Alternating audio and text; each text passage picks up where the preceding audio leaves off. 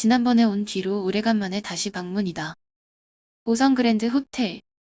도심 한복판에 있고 시설도 깔끔한데 가격도 탄력적으로 운영하여 경쟁력이 강하다. 그러고 보니 5성 그룹에서 운영하는 대부분의 사업이 이러했다. 업계 1위를 하는 기업은 거의 없지만 상위권 안에는 반드시 위치하고 있는, 그 아래 순위의 기업은 정리하고 상위권만 살아남는 그룹 내 경쟁도 상당히 심하다는 이야기다.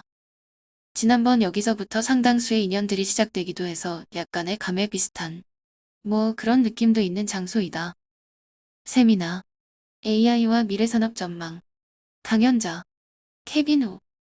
케빈호의 이야기는 워낙 유명해서 굳이 이쪽 업계 사람이 아니라도 알 정도였다.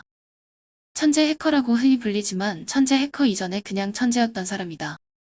한때 IQ가 200 가까이 된다는 말이 있었는데 놀랍게도 너무 높으면 불필요한 주목을 받을 수 있어 일부러 낮춰서 말했다. 는 전설 같은 이야기가 있을 정도였다.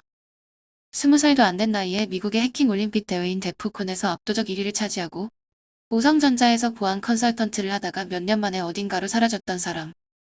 구글, 애플, 마이크로소프트의 인터넷 접속 프로그램을 팀으로 하는 것도 아니고 혼자서 모두 다 뚫었다고 하니 마음만 먹으면 현재 존재하는 PC, 스마트폰 모두를 해킹할 수 있다는 뜻이다. 들리는 소문으로는 미국 CIA에서 근무하는 것을 봤다. 나사에서 우주왕복선 관련 업무를 수행했다. 한국 정부에 대해 북한 관련 보안 업무 등등의 다양한 내용들이 있었지만 본인이 입을 꼭 다물기에 다들 추측뿐인 과거였다. 어쨌든 구글이나 MS, 애플 등 굴지의 글로벌 메이커들이 모두 관심을 기울이는 이런 사람이 아무리 동생이지만 건설이 베이스인 기업의 창업투자센터를 통해 회사를 설립한다니 좋으면서도 의문이 가는 것이 솔직한 심정이다.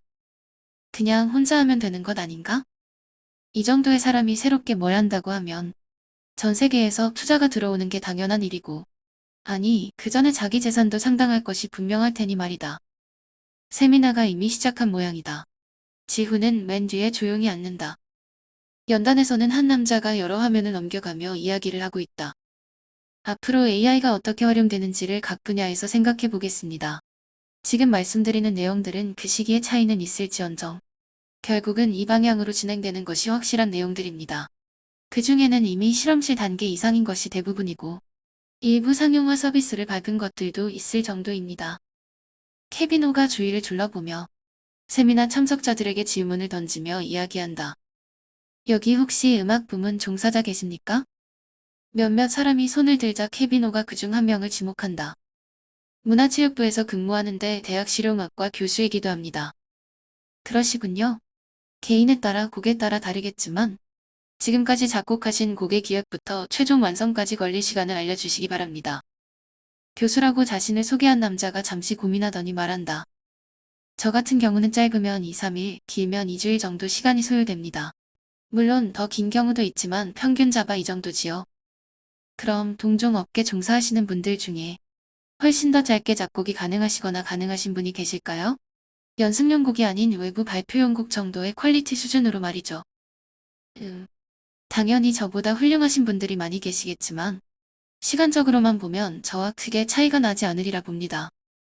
케비노가 화면을 바꿔 표를 보여주며 말을 잇는다.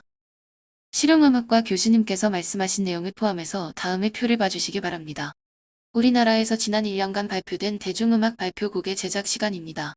어느 정도 히트를 했는가는 무시하고 시간만 보면 대략 일주일 이내라는 결과입니다. 여기에 작사가의 작업이 추가되고 후반 보정을 하고 세션을 다듬고 하는 과정들이 더 있으니 실제로는 더 걸리지만 일단 작곡만 보면 이렇습니다. 그러면서 케비노는 다시 음악을 한 곡 틀어준다. 3, 4분 정도 여기 있는 사람들에게 들려준 후 사람들의 의견을 물어봤다. 어디선가 들어본 적 있는 멜로디네요.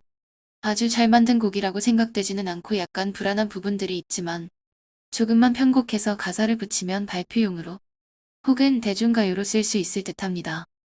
아까 그 교수의 의견이었다. 이 말을 들은 케비노가 대답한다. 이 곡의 이름은 임무제 1725이다. 바로 1시간 동안 인공지능 AI가 만든 5만여 곡 중에 하나이지요. 이 말을 들은 좌중의 사람들이 경악한다.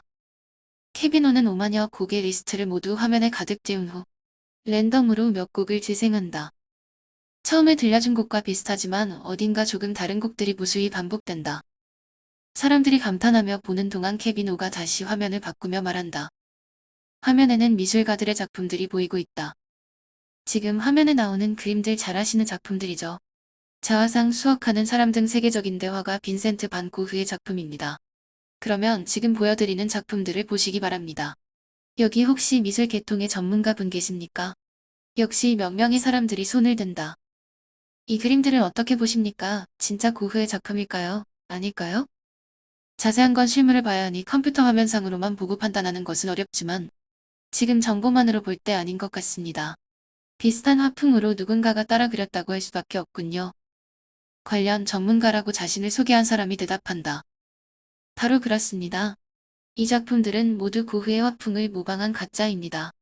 고흐의 모든 작품들과 연습용 습자까지 모두 스캐닝하여 이미지 학습을 늘 비슷하게 만든 그림이지요. 이 작품의 이름은 얼굴 티로 팔샵입니다.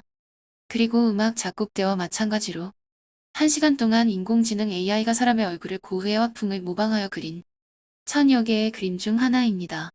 이걸 실제 질감과 명도, 채도 등을 맞춰서 현실에 구현하는 것은 아마도 3D 프린팅까지 연결해야 하겠지만 일단 모니터 화면에 구현하는 것은 이 속도 이상으로도 가능합니다. 아까의 음악 관련 내용에 이어 이번에도 참석자들은 여기저기서 감탄사를 내뱉었다. 이제 인공지능은 더 이상 먼 미래가 아닙니다. 오늘 보여드린 것은 제가 가지고 있는 개인용 컴퓨터로 작업한 수준입니다. 저도 나름 이 업계에서 밥을 먹고 살고 있으니 제 컴퓨터가 가정용 컴퓨터보다는 사양이 많이 높은 축이지요. 일반적으로는 아마도 이 정도 수량은 아직 안 나올 것입니다.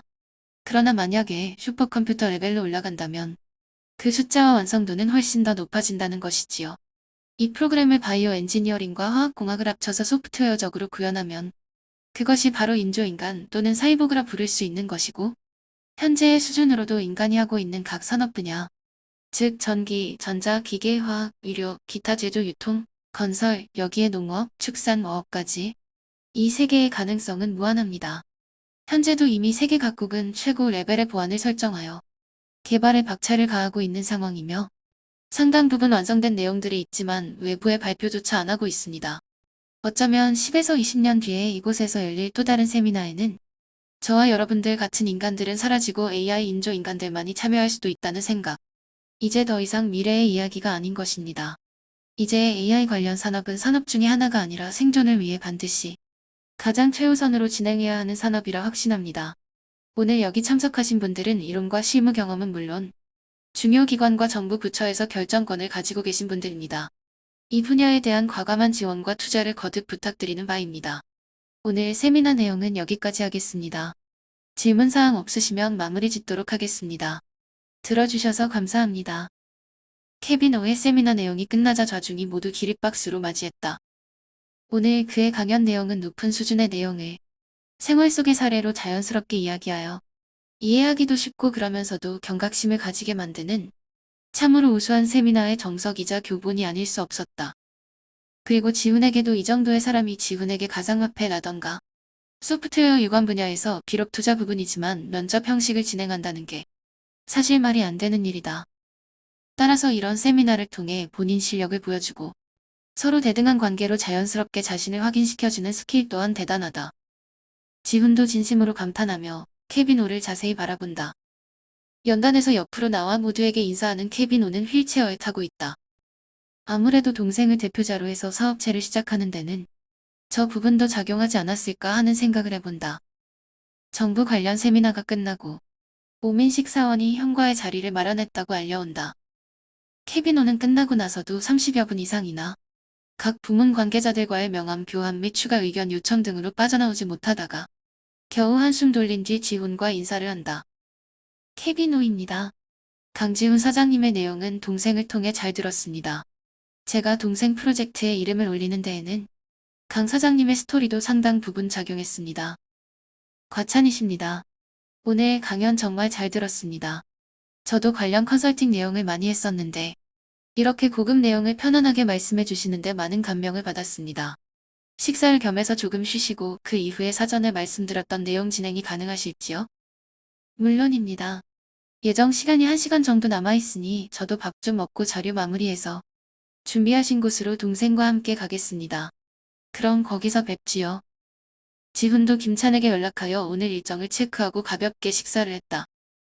시간이 남아 잠시 주변 잔디밭을 돌아보는데 이전의 일들이 떠오른다. 지난번 이곳에서의 일로 인해 에반스를 만나 얼떨결에 대한 건설 일을 떠맡아 사장이 되고 희수를 만나고 명성을 얻고 사랑을 잃다 뭐 그런 것인가. 철 지난 유행가 가사 같은 그렇고 그런 흔해 빠진 사랑 이야기인가? 이런저런 생각을 하며 잠시 멍하니 한 곳을 보고 있는데 그곳에서도 누군가가 자신을 바라보고 있는 것을 느꼈다. 안녕하세요, 강지훈 사장님. 오랜만이네요. 낯익은 얼굴이다. 네, 그렇군요. 잘 지내셨죠? 정소영 상무님.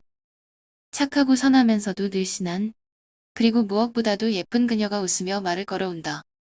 아까부터 봤는데 생각에 잠겨 계시길래 방해되는 것 같아 인사를 못 드렸어요. 방해? 아니죠? 하하. 그럼요. 언제든지 아는 척 해주세요. 환영입니다. 호호. 정말인가요? 제가 드린 식사 제에 거절하셔서 또 말씀드리기가 어렵더군요. 제가 전화 드렸는데 받지도 않으시고. 지훈은 저번에 해리와의 전화통화가 생각났다. 둘이 아니면 안 나간다고만 한 것 같은데. 해리가 앙큼한 것이 분명 있는 없는 말 부풀려서 잔뜩 험담한 게 분명하다. 그러고 보니 며칠 전 창업 발표 중에 전화 온 게 이 아가씨였구만. 하하. 해리 이 녀석. 분명히 과장된 내용이라고 말씀드릴 수 있지만 일단 거절은 맞다고 할 수 있지요. 어머, 저랑은 식사도 하기 싫으신가 보죠. 그럼 제가 실례한 게 맞는 것 같은데요. 소영이 기분이 상한 척 살짝 눈썹을 찡그리며 말했다. 그러자 지훈이 그녀를 뚫어지게 쳐다보며 말한다. 물론입니다. 같이 밥 먹을 생각 없습니다. 단둘이 먹는 게 아니라면 말이죠. 이 남자 과감하고 뻔뻔하다. 소영이 얼굴을 붉히며 그의 시선을 피한다.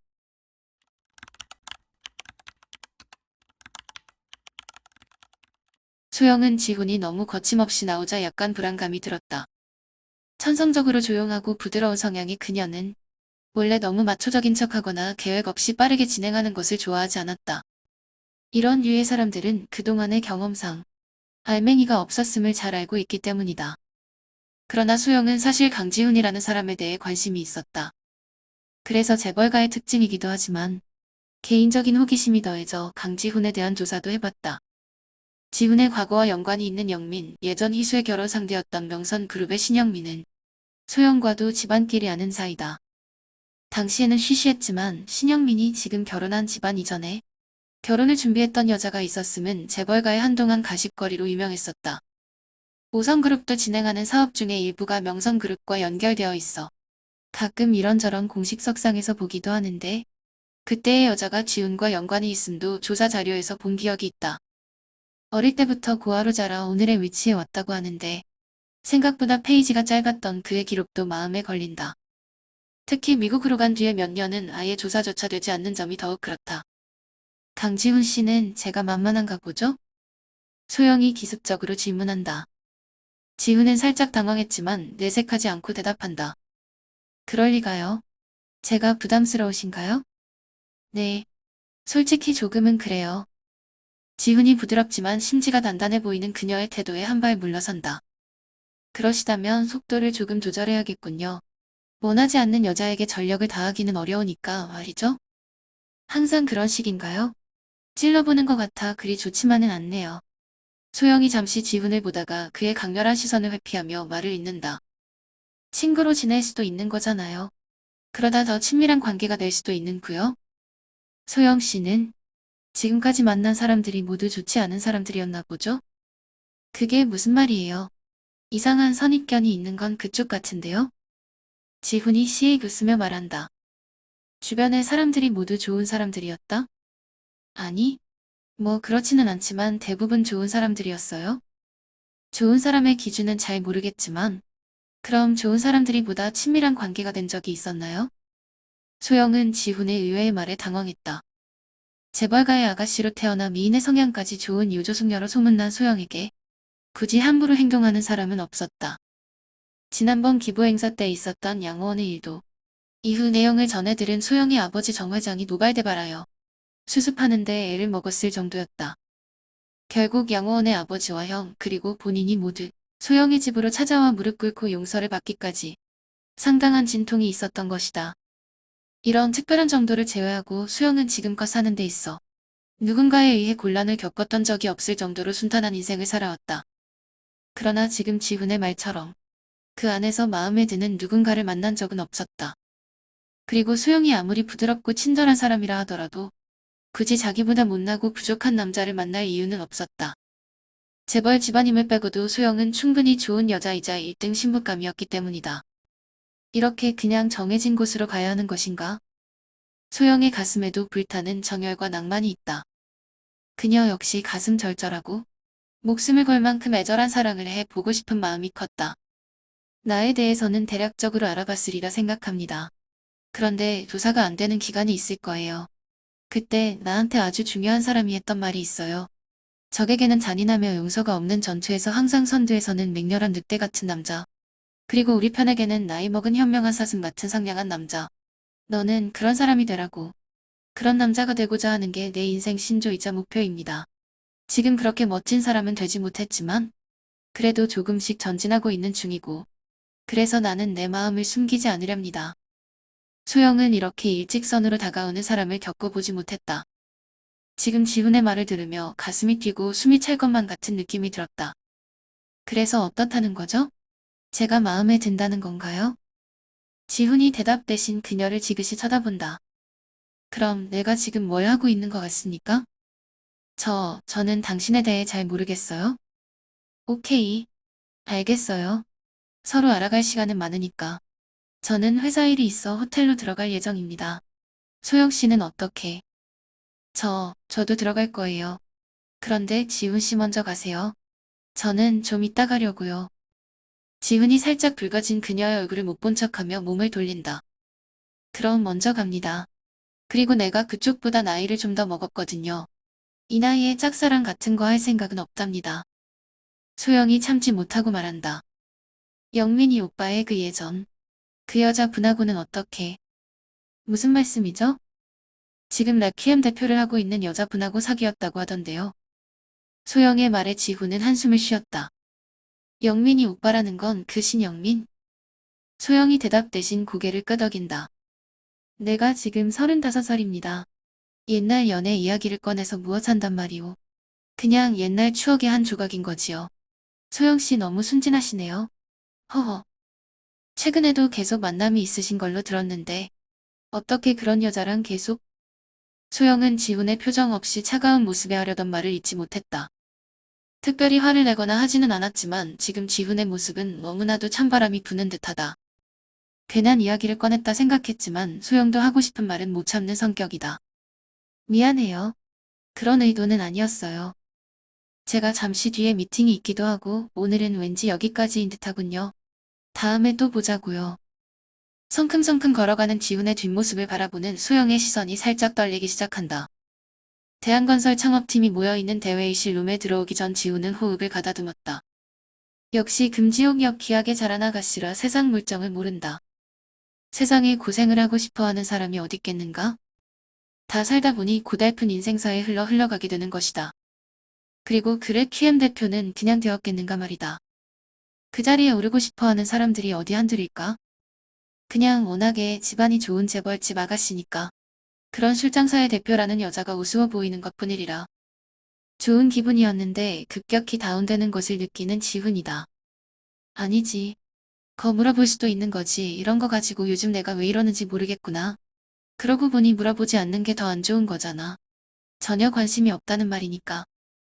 이런 생각을 하며 들어오는데 멀리서 김찬이 보더니 인사를 하며 자료를 건네준다. 김찬을 보며 지훈은 자기가 역시 사람을 잘 보았다는 생각을 다시금 했다. 김찬 이 사람은 볼수록 괜찮았다. 일단 센스가 좋고 일머리가 우수하다. 회사에 관계된 내용을 잘 알지 못하면서도 배움의 속도가 빠르고 성장세가 무섭다. 그리고 무엇보다도 핵심을 파악하는 능력이 뛰어나면서도 세밀한 부분까지 잘 챙긴다. 그야말로 팔방미인. 현재 개인 사정으로 다음 주로 미룬 인원들을 제외한 7개 팀의 인원들 팀과 명단입니다. 말씀하셨던 케빈 오는 정부 부처 모임에 다시 급하게 약속이 잡혔다면서 본회 행사 끝나기 전까지 오겠다는 연락이 왔습니다. 그래서 가상화폐 거래소 팀의 발표를 가장 뒷순위로 미뤘습니다. 잘하셨습니다. 그럼 간단히 인사말만 하고 바로 시작하지요. 지훈과 심사위원 3명에 더해 변호사와 회계사 등 총 7명의 평가자가 최고점과 최저점을 제외한 평균으로 순위를 매기는 방식이다. 먼저 일전에 국절을 겪었던 환경미화팀 인원들의 사업기획 추가 발표 시간으로 시작되었다. 서류상으로는 물론 지훈이 개인적인 네트워크와 여러 업체들을 활용해서 크로스 체크를 다방면으로 한 결과 상당히 긍정적인 평가치를 도출할 수 있었다. 이 팀의 사업은 크게 보아 3가지 방향으로 진행 예정이었다. 첫 번째는 가장 기본인 청소대행 및 건물 환경미화 관리업이다. 팀장인 공 여사를 비롯한 초기 멤버 30여 명이 일정 부분씩 지분을 투자하는 형태로 진행 예정이며 서울 경기 권역의 절반을 비롯 전국의 광역시 이상을 커버리지하는 내용으로 초기 출발 예정이다. 모든 구성원이 최소 20여 년 이상의 검증된 경력과 성실함을 보증하고 있고 이들이 지금까지 관리해온 건물이 모두 합쳐 500여 개 이상 되는 놀랄만한 잠재 고객을 보유 중이다. 이 부분에 대해서 지훈은 이전 에반스와 상의한 바가 있었다. 먼저 에반스가 개인적으로 로열사 법인 거래처 등으로 가능한 범위 내에서 무리하지 않고 관리 계약을 끌어오는 것만 해도 건물이 30여 개가 넘었다. 여기에 지훈이 대한건설 계열사들 건물 모두와 이전 SSL 관련 건물들을 합쳐 20여 개 정도의 크고 작은 건물 용역 관리를 이쪽으로 몰아줄 예정이다. 관련해서 평판 조회를 많이 해보았는데 대부분 최상위에 해당하는 평가 내용을 확보해 초기에 빨리 자리를 잡을 수 있으리라 예상되었다. 가칭 라이프앤케어에서 요구하는 지원 사항은 비용 5억 원, 전산 IT 전문 인력과 창업 초기의 각종 법률 행정, 그리고 지훈도 생각했던 계열사 환경미화 수주권 정도였다. 두 번째는 요양보호 전문 기업이다. 중장기 플랜이라 할 수 있는데 한마디로 요양, 개호, 간호 관련 사업이다. 지금도 개별적으로나 영세 규모의 기업들이 많이 있지만 공여사팀이 원하는 형태는 웹과 앱으로 IT를 연결해 보호자들이 실시간으로 확인하면서 서비스를 직접 느낄 수 있는 시스템을 만드는 것이었다. 사업이니만큼 돈을 벌어야 하기에 시작하는 서비스이기도 하지만 공여사팀 인원들이 직접 가족들을 떠나보내며 그 과정에서 느꼈던 여러 아쉬움들을 개선하고자 하는 마음도 컸다. 서비스 사용자들의 평가와 요양보호사들의 크로스 평가를 거쳐 인력의 수준 관리도 엄격하게 할 요량이다. 사업적으로도 사회에 기여하는 내용으로도 이 두 가지 사업은 모두 사업성과 가치가 있으며 특히 두 번째 사업이 그러하다. 라이프앤케어 사업에 관한 보고를 모두 들은 후 지훈은 심사팀과 함께 협의를 시작했다. 기본적인 내용은 에반스와 미리 상의를 해놓았지만 만일을 위해 화상 채팅으로 에반스도 이 상황을 보고 있는 중이다. 다만 에반스는 지훈에게 대부분을 맡긴 상태라 이해 사항이 있을 때만 들어오기로 해놓았다. 의견이 정리되자 지훈이 발표를 시작한다. 본 라이프앤케어 팀의 첫 번째 사업에 관해 그 사업성과 사회적 기여 부분 모두 훌륭하다는 판단입니다. 본 창업센터는 두 가지 조건을 충족시켜야 합니다. 첫째, 명예퇴직을 하는 정규직 인원들의 독립을 위함. 둘째, 사업성과 사회에 대한 기여가 있어야 함. 그러나 본 팀은 첫 번째 사항에 해당하지 않습니다. 아쉽게도 세 분을 포함한 대부분의 인원이 모두 정규직이 아닌 계약직 혹은 무기계약직입니다. 따라서 창업센터에서의 투자는 없습니다. 장내에 있는 대부분의 사람들이 아쉬움에 찬 탄성을 내뱉었다. 지훈은 이런 분위기를 신경 쓰지 않고 바로 이어서 말한다. 그러나 PEF 로열 인터내셔널과 저 강지훈이 개별적으로 10억 원, 새롭게 창업투자사로 합류한 기금에서 10억 원, 도합 20억 원을 투자하기로 결정했습니다. 모두 축하드립니다. 공여사팀과 다른 팀원들 모두 진심 어린 축하를 해주었다. 큰 발표 회장이 이들의 박수 소리와 환호성으로 가득 찼다.